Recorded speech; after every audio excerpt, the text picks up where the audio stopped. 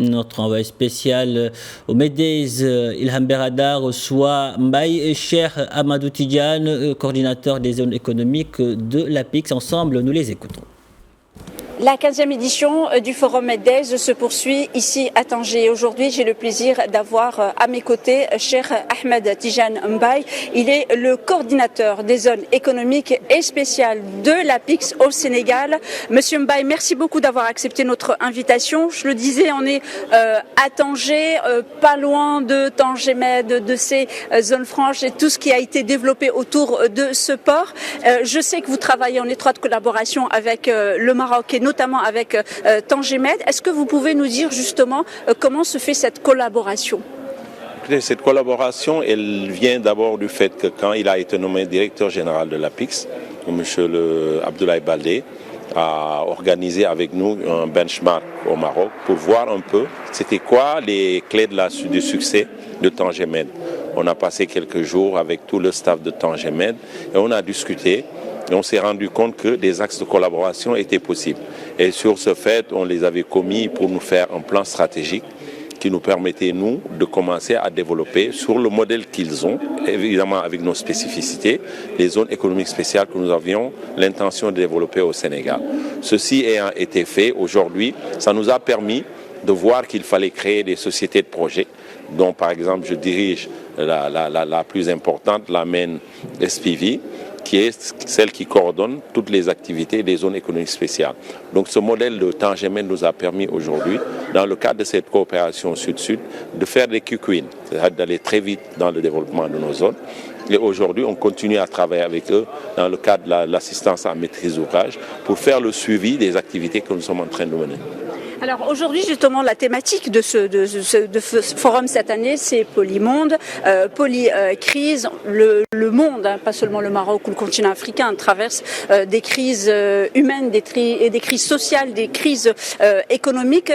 Comment on se réadapte économiquement à ce genre de crise ?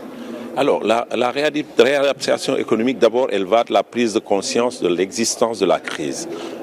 Et de voir un peu quels en sont les ressorts. Parce qu'une crise, elle a forcément des fondements. C'est vrai qu'on ne la prévoit pas généralement, mais on sait l'appréhender, on sait l'analyser et on sait voir un peu quels en sont les ressorts. La crise Covid, on l'a vu, elle nous a tous pris de court.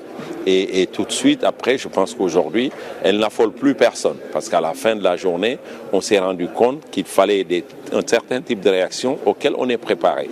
Et que je pense que dans l'avenir, pour ce type de crise-là, évidemment, les gens, toutes les communautés en tout cas, qui sont organisées, savent comment faire la réaction adaptée. Donc c'est d'abord la prise de conscience. Après, il faut aller dans une forme d'analyse comparative entre des crises et voir les réactions qu'on a eues auparavant par rapport à telle ou telle autre crise. On a eu la crise économique de 2008, crise financière, subprime aux États-Unis qui a un peu irrigué tout le monde avec toutes ses conséquences. On a eu la crise Covid.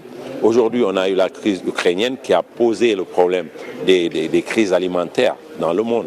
Donc ça fait qu'aujourd'hui, tout le monde est en mode résilience. Aujourd'hui, au Sénégal, si vous voyez que nous, on développe beaucoup les zones économiques spéciales, c'est justement pour que dans le domaine de l'agriculture, on ait des réponses adaptées aux problèmes qui vont se poser à nous.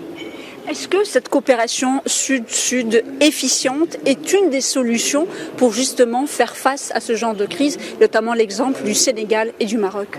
Évidemment, c'est la théorie des cercles concentriques, c'est-à-dire que chaque zone doit elle-même inventer un modèle interne qui lui permet au niveau géographique, d'avoir les réponses adaptées. Je pense qu'aujourd'hui, c'est ce qui fait que d'abord, au niveau de chaque pays, on essaie de trouver des solutions qui soient efficaces. Et puis maintenant, on avance au fur et à mesure à travers son propre cercle pour trouver des solutions qui vont être intégrées et agrégées. Donc, par rapport au Maroc, on a vu par exemple, quand il y a eu le tremblement de terre, le Maroc s'est dit, je vais moi-même essayer de voir comment je trouve des solutions à mon tremblement de terre. Je n'ai pas besoin de tendre la main un peu partout, parce qu'ayant réagi à ce tremblement de terre, demain, j'aurai les outils pour réagir à d'autres. Et peut-être que demain, ils auront aussi les outils, eux, pour aller aider un voisin proche pour régler ce type de crise. Je pense qu'aujourd'hui, le monde, il doit fonctionner comme ça. Il faudrait que chacun chez soi, d'abord, invente des solutions et que derrière, son voisin le plus immédiat soit son plus grand confident pour la résolution des crises. Cheikh Ahmed Tidjane, merci beaucoup d'avoir accepté notre invitation. Je rappelle que vous êtes le conseiller donc aux zones économiques et spéciales de l'APIX. Et je rappelle que l'APIX, c'est l'agence de promotion des investissements au Sénégal. Et bien évidemment, vous êtes à Tanger dans le cadre de la 15e édition du Forum Meddays qui se poursuit jusqu'au 18 novembre ici à Tanger.